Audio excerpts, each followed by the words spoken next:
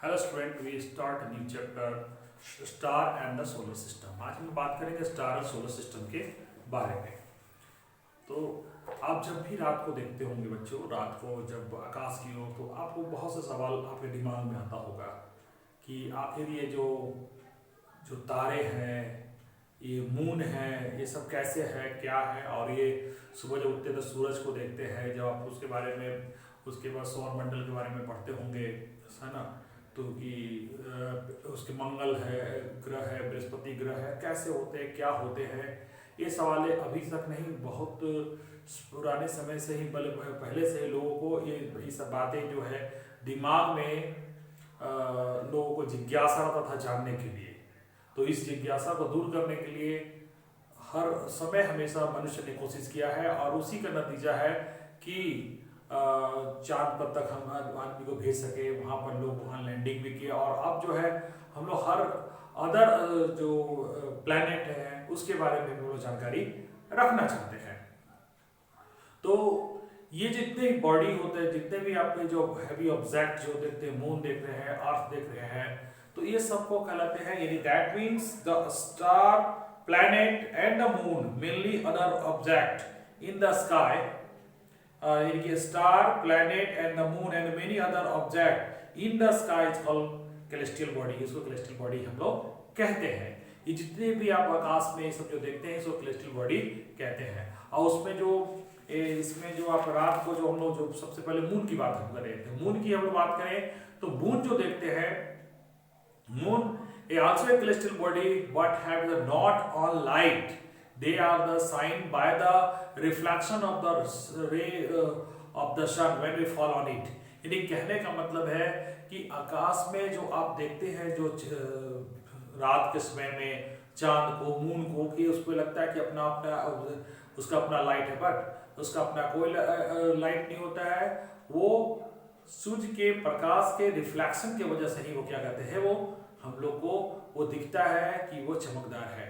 ठीक है, तो इसमें हम बात करेंगे बच्चे कि फेज ऑफ द मून के बारे में, मून के सरफेस के बारे में, और कौन कौन लोग गए थे और कदम रखे थे उसके बारे में हम लोग आज हम बात करेंगे उसमें। तो सबसे पहले तो आप देखे होंगे कि हमेशा size of the moon not is the same of the every day.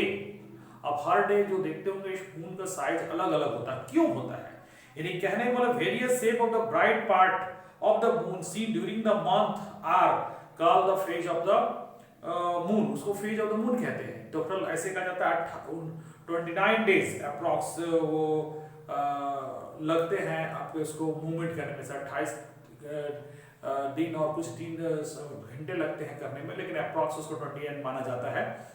उससे मूवमेंट करते रहते हैं आपके हमारे ये जो चांद, यानी मून जो मूवमेंट करते रहता है। तो इसकी जो हमेशा जो इसका जो शेप चेंज होता है उसी को हम लोग कहते हैं क्या, फेज ऑफ मून। उसको फेज ऑफ मून कहते हैं, यानी मून का वो फेज कहलाता है। अब हम लोग बात करें कि ये जो इसका जो सरफेस कैसा है, यानी कि वहां पर कैसा है। तो आपको देखिए पहली बात तो ये जान लीजिए कि जैसे कि आप चांद तारों के, चांद के बारे में जैसे आप लोग कहानियों में, किस्सों में सुनते होंगे, वैसा चांद नहीं है। चांद जो ऑब्जेक्ट, एक तो पहली बात वहां कोई एटमॉस्फेयर नहीं है। First of all not atmosphere, dusty and barren, एकदम उजड़ा ऐसा दिखता है। There many crater different size, बहुत गड्ढे हैं उसमें। And also the large number of the step and the high mountain, बहुत बड़े बड़े ऊंचे पहाड़ भी उसके अंदर उस पे हैं। Some of this the highest mountain on the earth, कुछ तो इतने ऊंचे हैं पहाड़ जो जितना हमारे इंडिया में, सॉरी अर्थ पे है, अर्थ पे जितने ऊंचे ऊंचे पहाड़ है वैसे पहाड़ भी वहां पर है।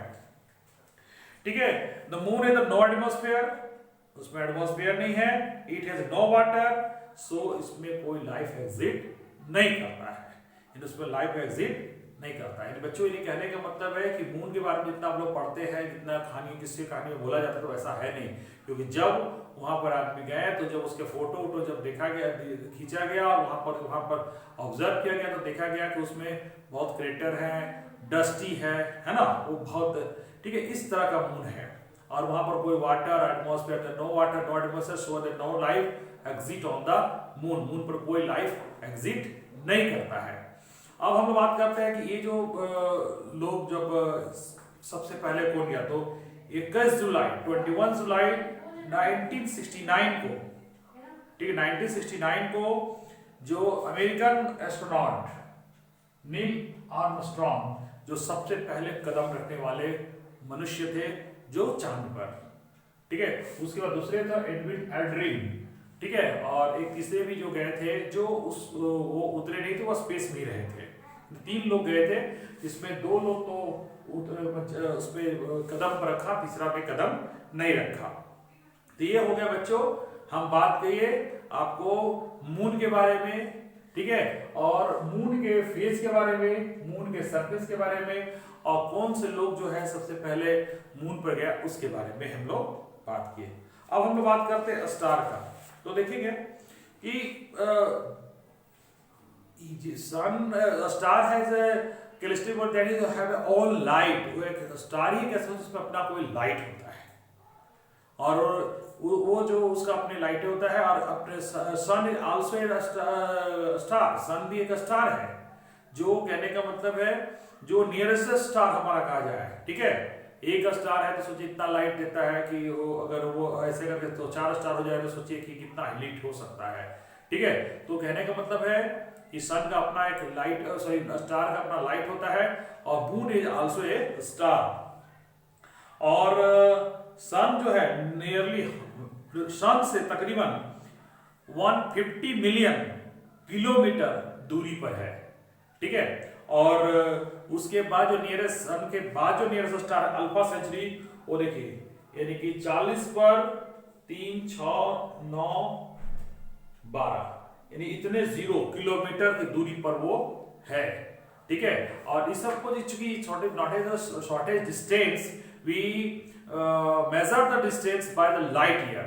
You know that very well that the speed of the light is the 3 lakh kilometer per second, and in spite of the 8 minutes taken to the sun to come the light on the fall on the earth, यानी कि तकरीबन इसके बावजूद भी 8 minute लगते हैं, कहने का मतलब है हमारे पृथ्वी पर सन पे लाइट को आने में। और कुछ जो आपके जो स्टार है जिसका 3 प्रकाश वर्ष, यानी सोचिए कि प्रकाश को जाने में 3 साल, ठीक है, इतनी दूरी पर हैं, यानी कि बहुत दूरी पर। जो आपको जो दिखते छोटे छोटे, वो छोटे नहीं है, बहुत बड़े बड़े हैं, but they look like a small because they are very far too far, बहुत ही दूरी पर है। उसके बाद ये तो हो गई स्टार के बारे में। हम बात करेंगे कि स्टार जो होते हैं एक फिक्स पोजीशंस पर रहते हैं, यानी कहने का मतलब star forming a group that is recognised shape. वो एक इमेजिंग, जो मनुष्यों ने इमेजिंग किया और एक शेप उसको समझ में आया, और उसके आधार पर जो उसको कहते हैं कॉन्स्टेलेशन, तारों का समूह, यानी ऐसा समूह जिसमें कोई खास आकृति दिखता है उसको हम कॉन्स्टेलेशन कहते हैं। तो कॉन्स्टेलेशन जो है आप देखिए इसमें ग्रेट बियर, ओरियन, कैप्सिकन, और उसके बाद लियो मेजर, ठीक है। तो ये जो है आपका जो ये चारों जो हम आपको 4 जो बताया मैं कॉन्स्टेलेशंस, वो आकाश में आप आराम से देख सकते हैं। देखिए ये जो ग्रेट बियर जो एक डीपर की तरह दिखता है, डीपर से होता है जैसे कि कुछ खाने पीने का जो चीज जो डीपर जो ड्रॉपर के टाइप हो जाता है, उस तरह से होता है। ओरियन जो आपको लगेगा कि कोई आदमी जो है एक अस्त्र चला रहा हो, और एक जो आपका एक है कैप्सिपियन जो है आपका कैप्सिकस कहते हैं, और लियो मेजर, और वो हो गया। ये 4 आपके हो गए। तो इसमें जो देखिए इसमें जो आपका जो ये जो ग्रेट बियर इसको कहते हैं, जिसको उसको आल्सो डीपर या सप्तऋषि भी उसको हम लोग कहते हैं। ये जो हमेशा समर टाइम में, समर के समय में दिखता है, और अर्ली मतलब शाम जैसे शुरुआत होगा उस समय ये गर्मी का मौसम में आपको दिखेगा। और फिर हम लोग बात करते हैं ओरियन को। ये जो आपका ओरियन जो है that is another well known than the constellations. ये विंटर सीजन में दिखता है, और ये 7 या 8 स्टार से बना हुआ। ये लगता है हंटर की तरह, जिससे लगता है कि आपको देखिए फिगर में लिखा हुआ हंटर की तरह वो दिखता है। उसके बाद कॉपर्निकस जो है, जो अनदर जो कॉन्स्टेलेशन है नॉर्थर्न स्टार, इस पे look like the northern sky, it is the visible during the winter season में ये आपको दिखता है। ठीक है। और ये जो आपका जो ग्रेट बियर जो जस्ट लाइक देखिए कि ये जो मूवमेंट करता है पोल स्टार के चारों ओर, तो जस्ट लाइक जैसे कि आपका जो स्वास्तिक का चिन्ह जैसा बनता है वैसा वो आपका फिगर वो बनेगा अगर वो उस तरह से मूवमेंट करता है, जिस तरह से ऐसे मूवमेंट करते हुए दिखेगा आपको। तो जबकि वो मूवमेंट नहीं, कहने का मतलब दैट मीन्स वो हम लोग को इसलिए ऐसा दिखता है क्योंकि अर्थ आपका मूव कर रहा है और वो स्थिर है। जैसे कि आप गाड़ी पर कभी आप चलते हैं तो अगर आपका गाड़ी चल रहा हो तो आपको लगता है अदर आप स्थिर है, अगला आगे का जो सीन है वो चल रहा है, जबकि ऐसा नहीं होता है। जबकि आप चलते हैं, मूवमेंट करते हैं, तो उसी तरह से अर्थ पर भी हम लोग रहते हैं तो हम लोग को लगता है कि हम लोग स्थिर है, बाकी सब चल रहा है, ठीक है। तो उसी आधार पर ये आपको इस तरह से फिगर वो दिखेगा, ठीक है। तो ये हो गया बच्चों, आज हमने बात किया मून के बारे में और स्टार के बारे में। हम नेक्स्ट वीडियो में बात करेंगे सोलर सिस्टम के बारे में। तो मिलते हैं नेक्स्ट वीडियो में। Thank you.